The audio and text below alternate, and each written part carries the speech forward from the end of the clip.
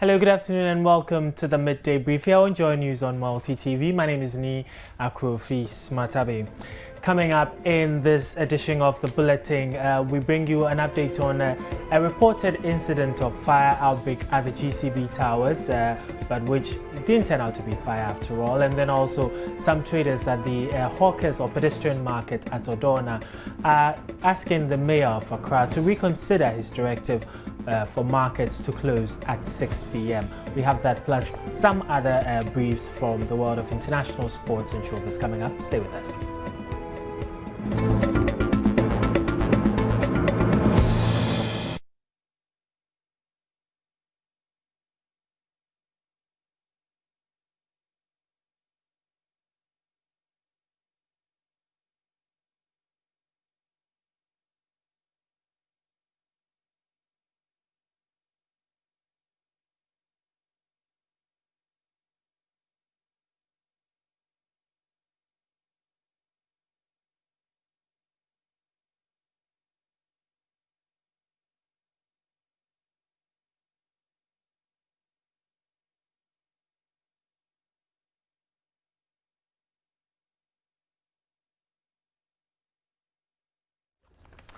First up, the Supreme Court will today hear an application for review by Tony Amakuji, who is seeking to challenge the petition contesting the legitimacy of President John Dramani Mahama. The original application of Tony Amakuji, a lawyer, was thrown out by the Supreme Court on May 3, 2013 because he did not follow the rules of the court. According to Amakuji, who filed the original application as a friend of the court or amicus curiae, the president cannot be sued while in office.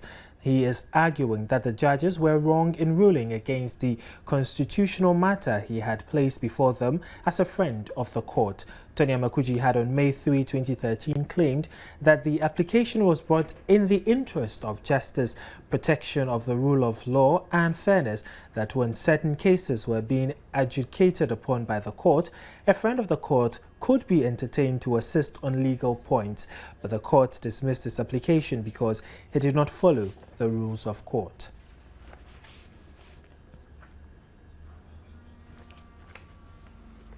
Businessman Alfred Woyome has accused the Sole Commission investigating the inordinate payment of judgment debt of embarking on an agenda setting to discredit him before the general public. Woyome is currently in court over the payment of an amount of 51 million Ghana cedis as judgment debt for no work done. But the Sole Commission, tasked with a responsibility to investigate all judgment debt cases, has also begun its own investigations into the matter. Earlier this week, officials of Konsa and Waterville, two companies also connected to the Woyome scandal, denied dealing with Woyome.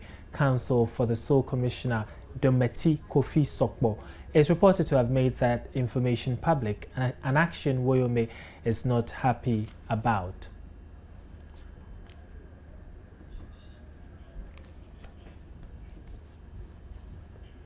Now, dozens were evacuated from the GCB tower this morning following a fire alarm. Personnel of the Ghana Fire Service have managed to evacuate dozens of staff and customers of the GCB tower at Kwame Nkrumah Circle this morning, following a fire alarm. The alarm follows the flooding of the 5th floor, which resulted from a leakage of one of the taps in the tower, which soaked some electrical appliances. For fear of causing a fire outbreak in the edifice, the fire alarm was raised. Personnel of the fire service who arrived at the scene on time managed to evacuate the staff and customers who were in the building at the time for business transactions to prevent any casualty. The chief operating officer of the bank, Adade Mensah, spoke to Joy News. Tower building that leaked into the electrical ducts of the building, and you know, water and electricity are not the best of friends. So as a result, it generated a few sparks which got us having some smoke, but that was immediately controlled. But as a precaution, it is important that when such a thing happens, we bring in the experts. The fire service are here. They are inspecting the building to make sure everything is okay and intact. And then when they give us the green light, we can power up our systems again and serve our customers. So as we speak now, We believe the situation is completely under control. All the experts are on the ground. They are checking every little thing that is needed to be checked. And when they give us the go-ahead, we will serve our customers. Thank you very much. Well, thank God that there was no fire outbreak over there, but some traders at the pedestrian shopping mall at the Kwame Nkrumah Circle, that's just behind the GCB Towers, are calling on the Accra Metropolitan Assembly to review its directive for markets in the metropolis to close at 6 p.m. Accra Mayor Alfredo Kovandapoy on Monday met with the leadership of the traders and the fire service to discuss how to avert future fires at markets in the Accra Metro. It was, however, agreed that all markets will be open at 6 a.m. and close at 6 p.m. Check all the other markets.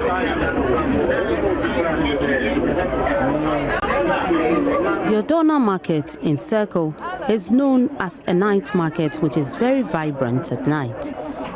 They are, however, not left out of the directive issued by the AMA for all markets to be closed by 6 p.m. When the news team visited the market, it was few minutes past 6. Some traders at the site of the security guards rushed to park their wares. Those outside the market also rushed to come into the market with their wares.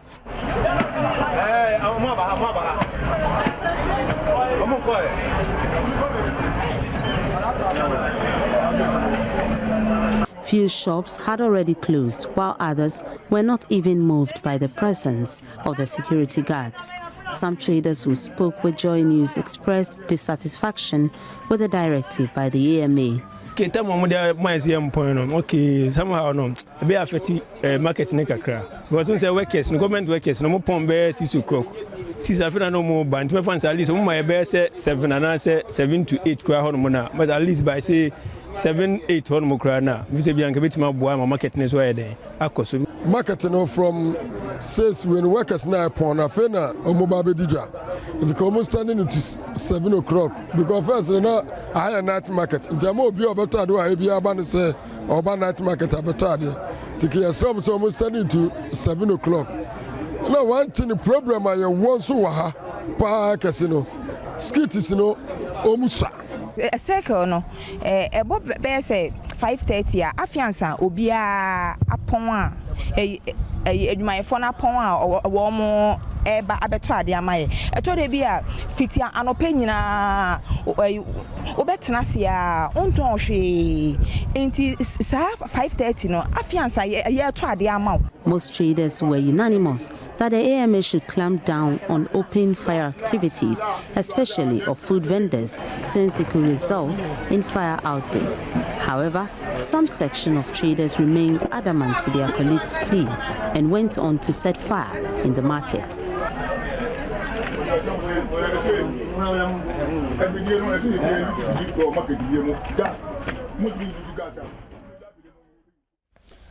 Well, away from Accra, there are signs of another fire outbreak at the Central Market in Kumasi as recommendations made by a committee tasked to investigate the inferno gathers dust.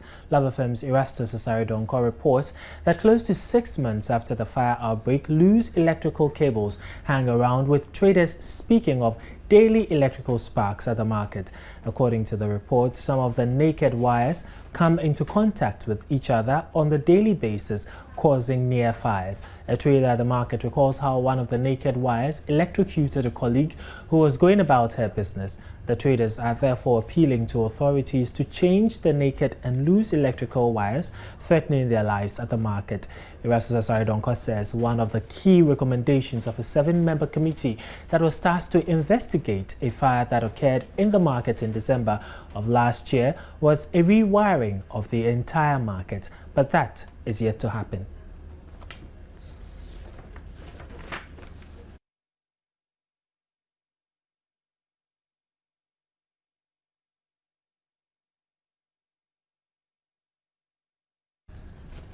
Now, the Ghana Water Company Limited has hinted it will clamp down on individuals and group of persons engaged in illegal connection of water.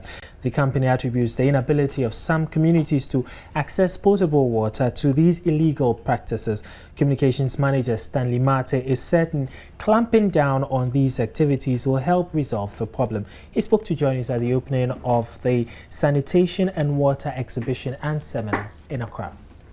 Sanitation and Water Exhibition and Seminar is a collaboration between the Ministry of Water Resource, Works and Housing and its stakeholders and ACE Event Management of the UK.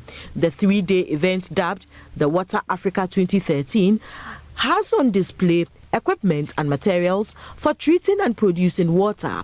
Water providers like the Ghana Water Company have also mounted stands at the Accra International Conference Center where they are offering their services to the public. For instance, we have a leaflet here that talks about new service connection procedures, so that if you want water to your home, the processes that you need to follow. Now, if you get the education from here, you wouldn't go in for any quack, unprofessional plumber to just connect you illegally. Okay, so we are using this opportunity also to educate the general public, and also for the general public to know that we are working assiduously to make sure that we meet our target of water for all by 2025. Communications manager for the Ghana Water Company Limited, Stanley Mate, was unhappy that some individuals are crippling efforts of the Ghana Water Company to supply potable water to every home. We want the general public to cooperate with us. Now, when we get that cooperation, all of us will have access to water, even with the little one. At least we know that people appreciate it when they get like water once in a week or twice in a week. At least they have some they can store till the following time it flows. So when we do things right, okay, when we are each other's keeper, when we stop illegal connections, when we stop people from putting out these huge reservoirs and all that, okay, we'll get more water in the system. Now, I also would want to urge the general public that within the communities they could form like task forces, or they could form associations within their communities and stop some of these things, because you are rather paying for their misdeeds.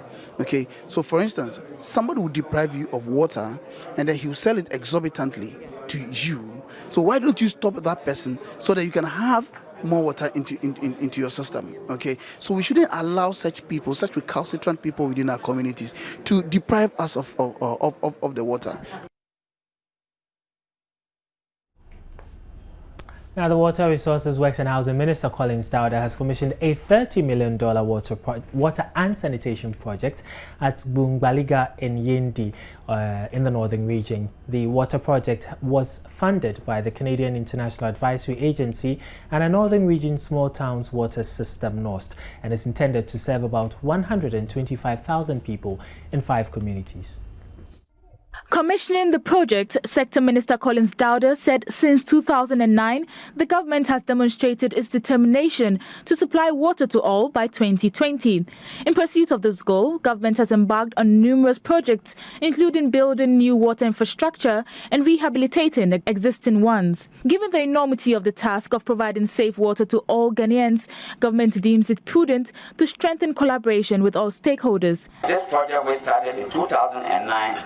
Was designed in 3 phases at a total cost of 30 million Canadian dollars, and it is intended to serve about 125 people of this country. The Cedar North project is one of such collaborative efforts anticipated to help achieve the objectives. The sector minister explained that the water project commissioned is in 2 phases, including Yendi, Nanumba North, Karanga and Bunkurungu Yunyo, while the second phase will cover 8 selected districts. Collins Dowda also made a request to the Canadian Advisory Agency to extend the project to other parts of the northern region and the 2 upper regions. With the implementation of the project now in its 5th year, and having done engineering estimates for the various sub-projects, I've been reliably informed that there will be some unused funds at the end of the project. And I therefore appeal to you to permit the use of this amount to extend this project to at least 2 of the communities which were left out.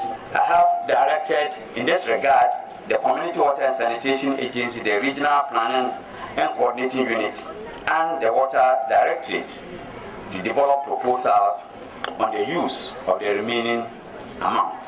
The Canadian High Commissioner to Ghana, Trudy Kernighan, said the Canadian government is very pleased to be partnering government in the area of water and sanitation. The government of Ghana has assumed a greater role in ensuring water and sanitation services are provided to its citizens. In support of these efforts, Norst is breaking new ground in the sector by relying on government systems to implement the project and supporting a decentralized approach to water and sanitation service delivery. Until the commissioning of the water project in Bungbaliga and its surrounding communities, residents competed with animals in the area in dugout wells for water to show their appreciation to the Canadian government and the government of Ghana for the provision of the water facility. The chief of the area, Nal Al-Hassan Bukhari, decorated both the Canadian High Commissioner and Collins Dowda with beautiful cloths and smocks respectively. The Canadian High Commissioner and Water Resource Works and Housing Minister later called on the Royal Regent of Dagbon, Kampakuya Na Abdullah Yakubu, at the Gbewa Palace.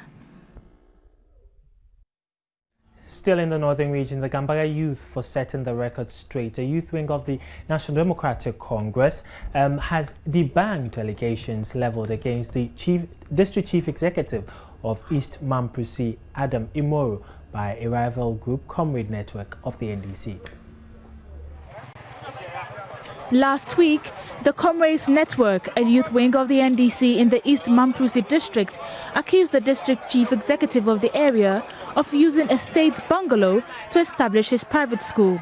They also alleged that the DCE always collects 500 Ghana cedis from the district school feeding contractors each time payments of their money is made, with a threat that he will dismiss anybody who fails to pay the said amount. However, in a counter-news conference by the Gambaga NDC youth for setting the record straight, spokesperson for the group, Salifu Siyisu, described the Comrade Network as a group of disgruntled people who want to create unnecessary confusion in the party in East Mamprusi district. He said it is the same youth group in 2009 that got the party properties and structures burned in Nalerigo and Lambinti, the same day the DCE Adam Imoro was appointed by the president as the DCE for the East Mamprusi district. The main focus of the group was to ensure that Dr. Tia Sugri lost the 2012 general election, which was formally reported to the party regional executives by the constituency executives about the sabotage. This explains why any member of the group, Comrades Network of Mamprugu, will never appreciate what the NDC has done under Dr. Tia Sugri, MP, and Honorable Imuru Adam, DCE. We as a group believe that the NDC as a party has its structures in place capable of assessing all appointees, and this should cover individual performance before, during, and after the elections. Salifu Siyisu also stated that the Comrades Network of Gambaga do not represent the youth of Gambaga. Now to some good news. The Social Welfare Department has finally settled on a Swedish couple to adopt the conjoined twins born at the Cape Coast Metropolitan Hospital a fortnight ago. This follows a formal agreement signed by the family of the conjoined twins on Wednesday to leave the children in the sole custody of government. The mother of the babies, 16, and her family rejected them upon birth. The babies, who share the same heart, have 2 stomachs, 2 hands, and 2 legs. Joy News' Richard Kodonyako reports from the central region that the Swedish couple will be in Ghana soon to conclude the adoption processes and take full responsibility for the babies. According to the central regional head of the social welfare, Kate Aban, the mother of the twins has surrendered every right to the children to government. The social welfare boss stressed that the children now have, quote, nothing to do with their family again because they, the family, feel the kids will be a burden on them, so government has taken their burden, unquote. And on that note, we take a break. We'll be right back. Please stay with us.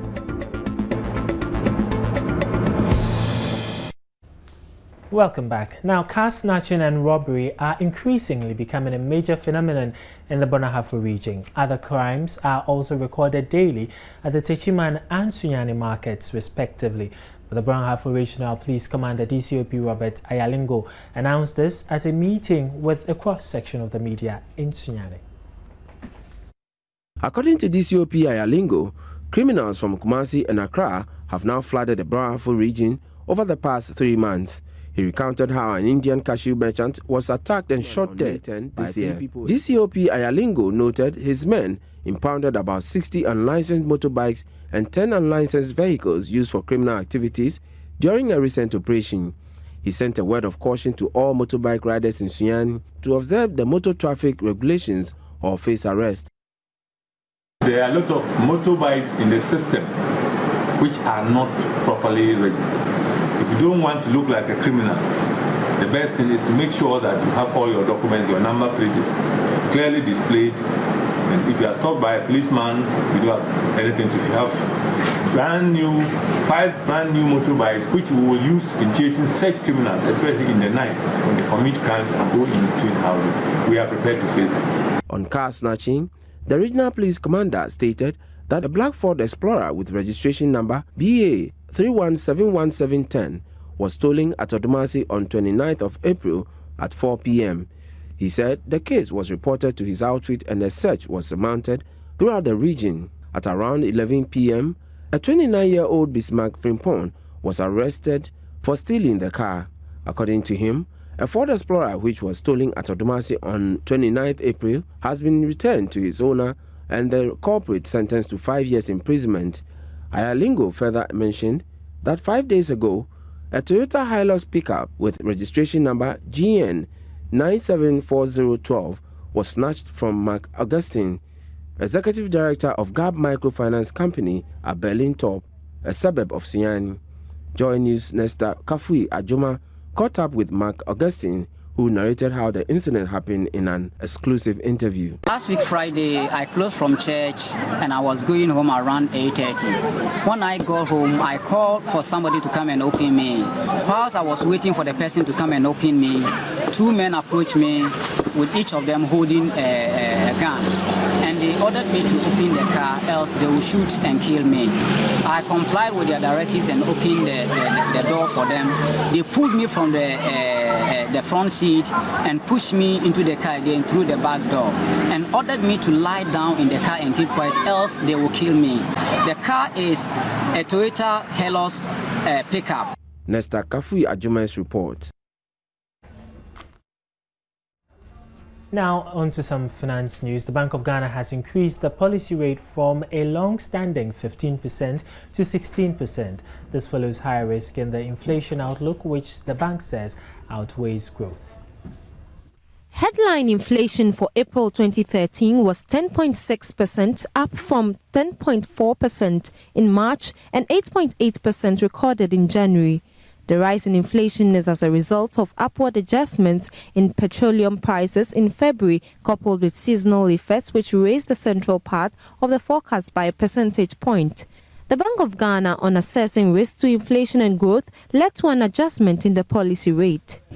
The major upside risks to the inflation outlook are therefore the heightened inflation and exchange rate expectations, the lingering fiscal pressures, challenges in the energy sector, the effect of weakened commodity prices on the external sector, and the likelihood of full cost recovery in the energy sector. On the balance, the committee held the view that the risks to the inflation outlook were elevated and outweighed the risk to growth, and therefore decided to increase the policy rate from 15% to 16%. Lending rates are expected to also increase with the change, but the Bank of Ghana says it has put some monetary measures in place to reduce rates on treasury bills, which usually reflect in interbank rates. And we are saying that one of the things the government is doing this year is to restructure the debt away from the high interest short-term debt. And therefore, by doing that, well, through issuing more longer-term debt at lower cost, by doing that, you will see those rates coming down and then falling within our corridor. Dr. Kofi Wampa also announced that a new base rate formula will be implemented by all banks by the 2nd of July to ensure transparency in the pricing of credit in the banking system. The Monetary Policy Committee maintained that the Ghana cedi cumulatively depreciated by 2.3% against the US dollar, with a real exchange rate appreciating by 5.9%. Government's fiscal deficit in the first 4 months was equivalent to 3.8% of GDP against a target of 3%. Well, now businesses and individuals will now be able to pay in check and have their accounts credited on the same day following the successful implementation of an express check clearance system.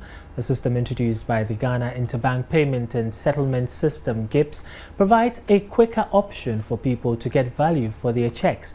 Banks now clear checks electronically, and this has helped to bring the clearing cycle to a maximum of 3 days compared to a week or more previously. However, to even make the clearing faster, a special window has been created whereby the public can request from the banks to clear the check by express. Checks to be cleared by express are to be paid in before 11 o'clock in the morning, and the account of the payee will be credited from 2 o'clock in the afternoon. GIPS was set up by the Bank of Ghana in 2007 to improve on the country's payment systems. It has since introduced various services, including eSwitch, to attract the huge unbanked population.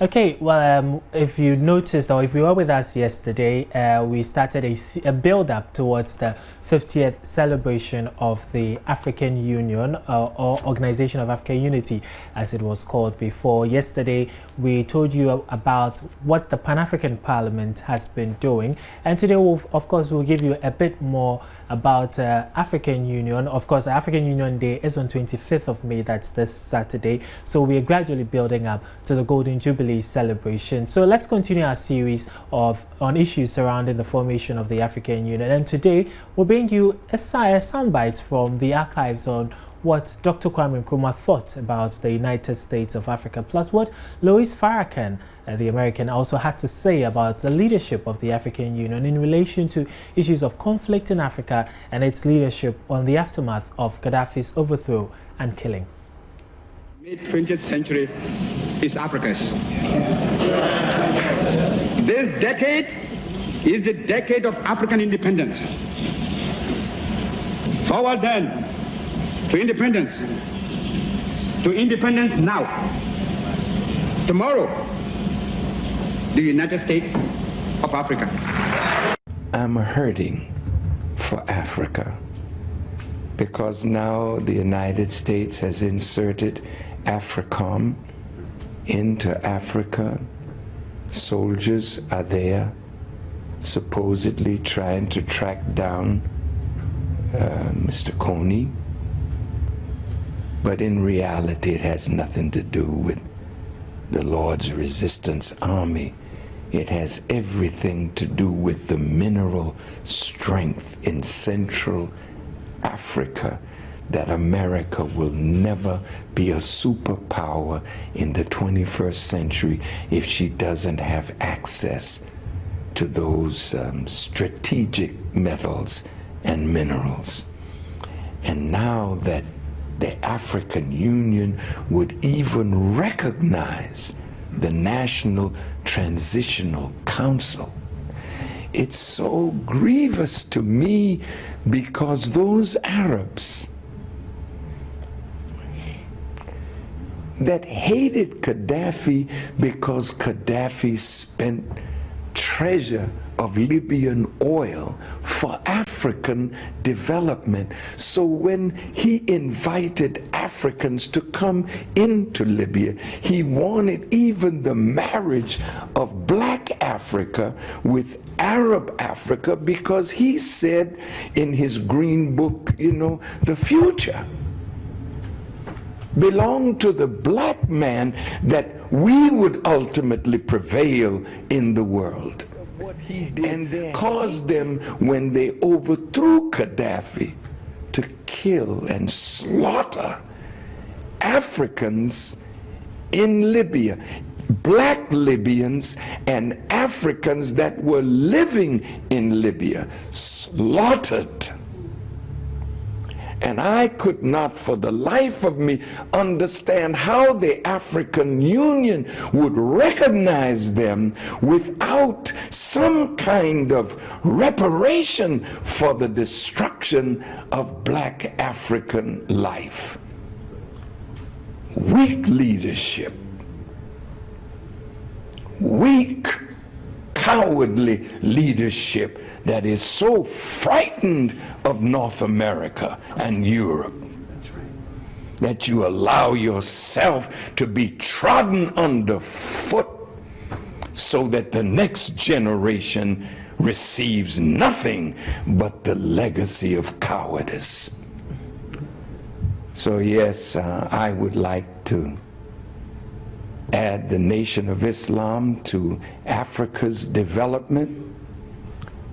But right now, poor Africa has to get her head in the right direction. Nation of Islam's Louis Farrakhan setting the tone for what I believe will be a really pretty interesting debate ahead of African Union's Golden Jubilee celebrations. I think we really had this issue about leadership in Africa. It's not going to go away anytime soon. So maybe let's start that conversation on our Facebook page, facebook.com/joynews.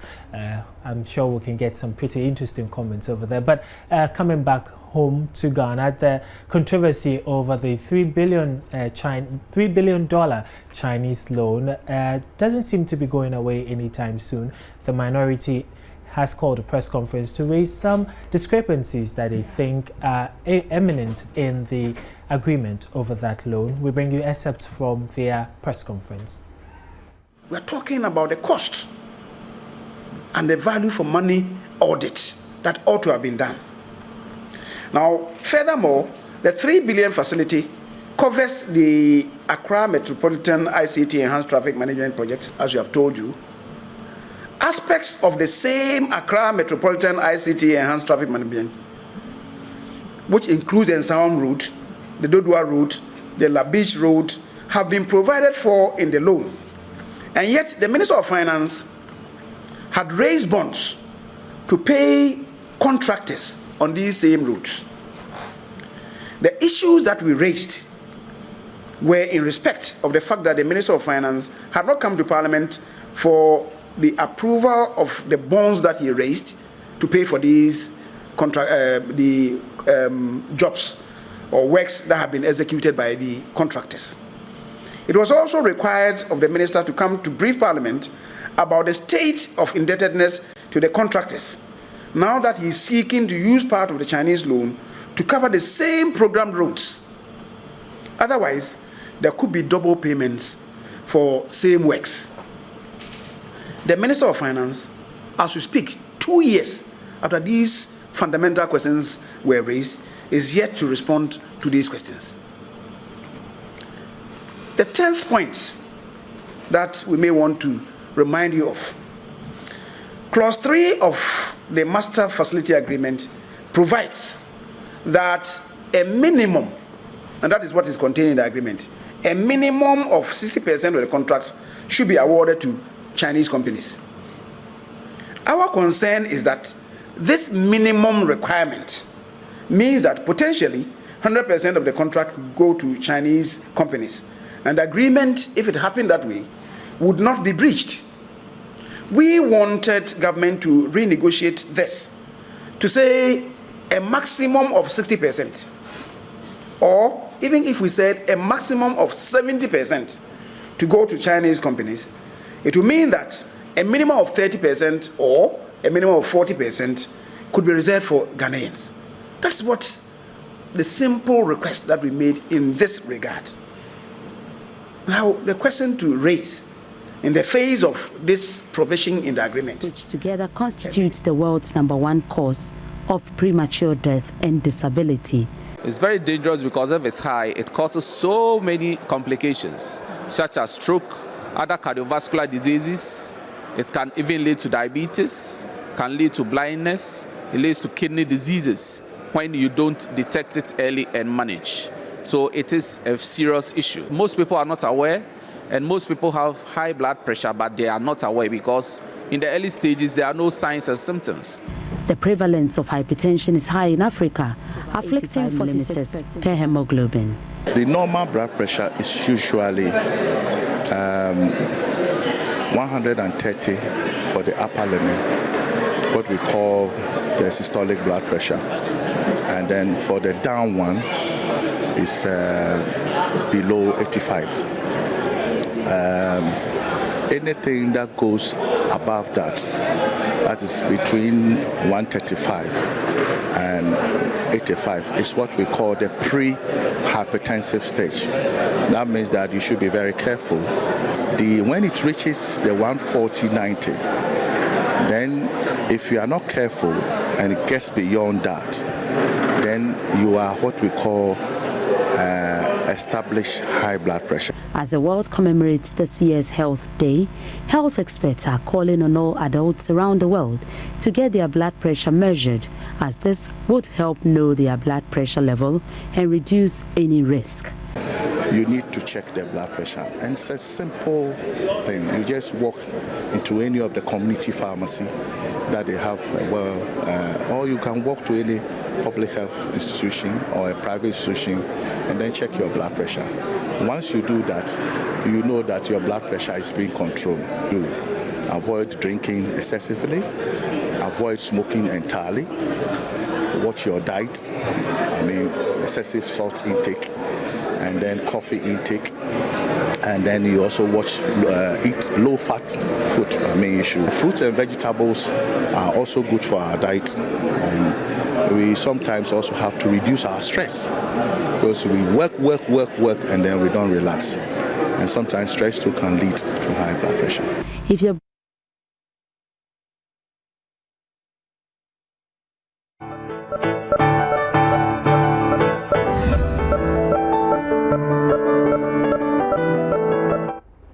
Have you checked your blood pressure lately? If you haven't, perhaps you should. Now moving on to international news. We'll start in England, where the British police are investigating the murder of a man who was attacked with a machete near an army base in South London, and there has been a bomb planted in a rickshaw that struck a vehicle used by security forces in southwest Pakistan, killing at least 12 people. 11 of them police personnel, and wounding many more. Now the Black Satellites will embark on a 2-week pre-tournament camping session in Switzerland ahead of the FIFA World Youth Championship. And in sports racism, Tiger Woods has referred to Sergio Garcia's fried chicken remark as wrong, hurtful, and clearly inappropriate. The locally based players have been training in Accra for the past 2 weeks ahead of the tournament in Turkey next month. Head coach Silas Tete expects to woo some of the invited foreign-based players to join the team before their departure. Chairman of the Black Satellites Management Committee, George Friye, confirmed to Joy Sports that on June 3rd, the team will leave for Switzerland for a 2-week training tour, which will be the final brush-up to the World Youth Championship. The Black Satellites will face a tough challenge in Group A alongside France, Spain and USA. Tiger Woods called Sergio Garcia's fried chicken remark. It's time for showbiz. The 3rd edition of Ghana Meets Niger has been launched, and Joy News will bring you the scoop on that. Whilst we were at that event, we caught up with Wizkid and asked him a few questions about his love for Rihanna.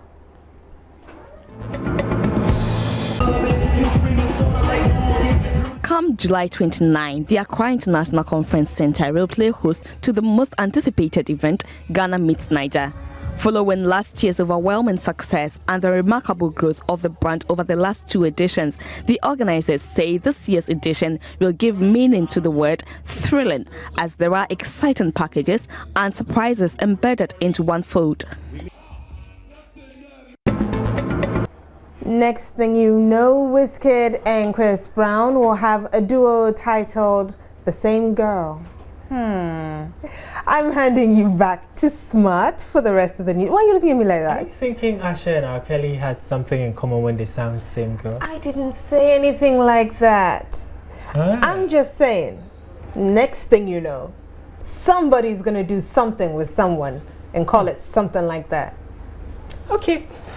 Well, but just to give a quick update for all of us, renowned Nigerian writer Chinua Achebe will be buried later today in his hometown of Anambra State. Chinua's body arrived back in Nigeria on Wednesday from the US.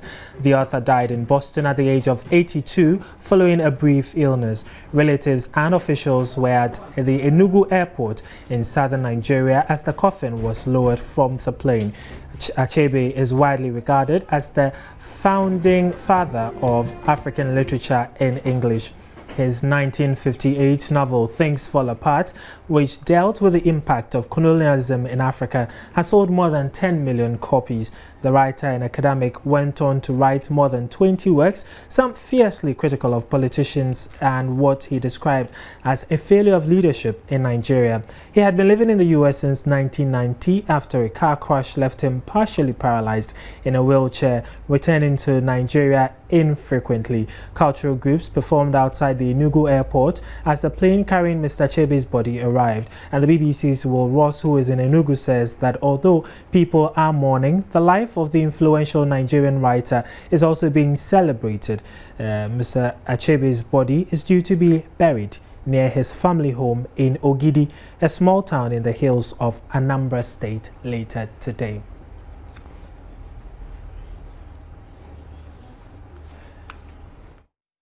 We do bid him a farewell, but before we go, in international business, global markets fell after weak Chinese data and worries that the U.S. Federal Reserve may slow its monetary stimulus. In Asia, the fall was led by Japan's Nikkei index, which closed down 7.3%, having fallen as much as 10%. European markets also reversed recent rises, with London, Frankfurt and Paris opening almost 2% lower. And that's it for the midday brief. But before we go, a second look at our top stories. A fire alarm at the GCB Tower here at the Kwame Nkrumah Circle triggered an evacuation. But of course, we've been told later that there was actually no fire, although there was flooding on the 5th floor, which led to some sparks when electrical cables connected. But also the market, some traders at the pedestrian shopping mall at the Kwame Nkrumah Circle are asking the Accra mayor to reconsider his directive for markets to open at 6 a.m. and close at 6 p.m. They're particularly worried about the 6 p.m. deadline. Well, that's all we have for you this afternoon. My name is Nia Kofi Smartabi. Many thanks for your company. We'll rejoin the Supreme Court when they resume sitting later this afternoon. Thank you and do have a great afternoon.